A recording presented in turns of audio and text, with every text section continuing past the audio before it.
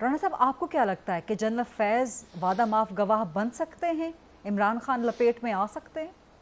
دیکھیں جی، جہاں تک عمران خان صاحب کی لپیٹ میں آنے کا تعلق ہے وہ تو وعدہ معاف بنے تب بھی نہ بنے تب بھی اگر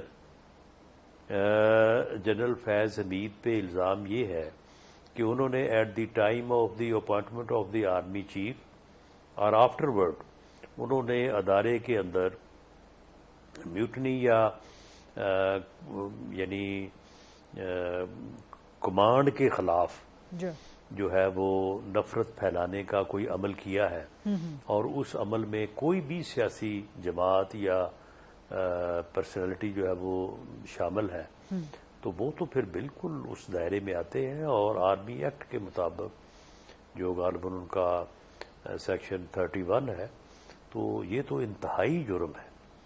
یعنی آرمی میں کمانڈ کے خلاف کسی کو ابھارنا یا کسی کا کمانڈ کے خلاف جو ہے وہ ریوولٹ کرنا، اس سے تو بڑا جرم آرمی میں اور ہے کوئی نہیں. سو گویا آپ in between the lines Rana صاحب یہ سمجھتے ہیں یا کہنے کی کوشش کر رہے ہیں کہ عمران خان کا ملٹری ٹرائل ممکن ہے، خارج از امکان نہیں ہے لیگلی؟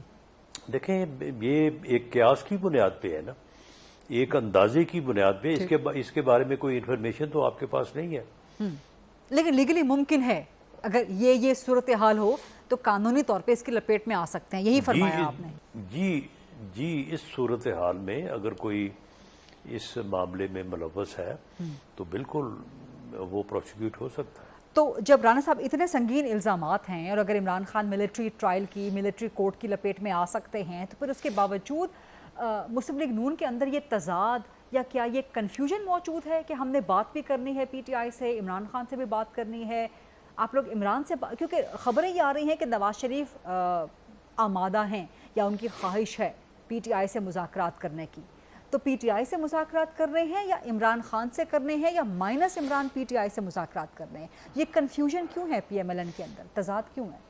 نہیں دیکھیں، یہ کنفیوژن اس وقت پیدا ہوتی ہے جب آپ ایک سٹیٹمنٹ کو اپنے مقصد یا مطلب کے تحت جو ہے اس میں اضافہ کرتے ہیں.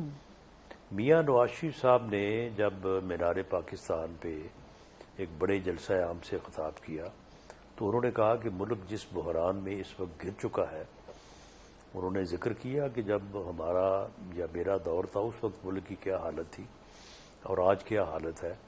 تو جس بحران میں گر چکا ہے اس سے نکلنے کا ایک ہی طریقہ ہے کہ سب سر جوڑ کے بیٹھیں، یعنی پولیٹیکل پارٹیز بھی اور باقی بھی جتنے بھی اسٹیک ہولڈر ہیں، وہ ادارے ہیں، جوڈیشری ہے، دوسرے ادارے ہیں، اسٹیبلشمنٹ ہے.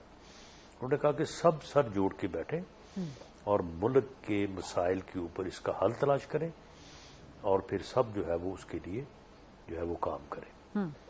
اب اس میں انہوں نے کسی کو نہ مائنس کیا نہ کسی کو جو ہے وہ پلس کیا. یعنی کہ نواز شریف تو اب جب ہم آج اپنے بھی طور چاہتے پہ ہیں کہ عمران خان سے مذاکرات ہوں. جی انہوں نے بالکل عمران خان کا کبھی نام نہیں لیا کہ ان کے ساتھ مذاکرات ہوں.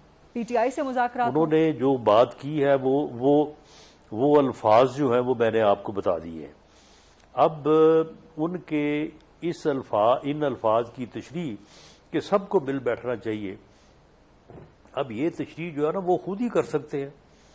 یعنی وہ میرے لیڈر ہے، میں ان کا لیڈر تو نہیں ہوں کہ میں بتاؤں کہ جی سب میں یہ بھی شامل ہے، یہ بھی شامل ہے، یا یہ مائنس ہے، یہ مائنس ہے. سر آپ بڑے لیڈر ہیں، آپ بڑے رہنما ہیں پی ایم ایل این کے، نام نہیں لیا، سینئر رہنما ہیں، وزیر اعظم کے کیبنٹ کا حصہ ہیں، نواز شریف کے قریبی ہیں، تو یہ کنفیوژن موجود ہے نا کیونکہ خواجہ آصف سب کچھ لیکن وہ سب کچھ ہے، لیکن ہم جو کچھ بھی ہیں تو لیکن ہمارا لیڈر میاں نواز شریف ہی ہے. رانا صاحب عمران خان سے ہو سکتے ہیں مذاکرات کے نہیں ہو سکتے؟ تشریح جو ہے وہ ہم نہیں کر سکتے.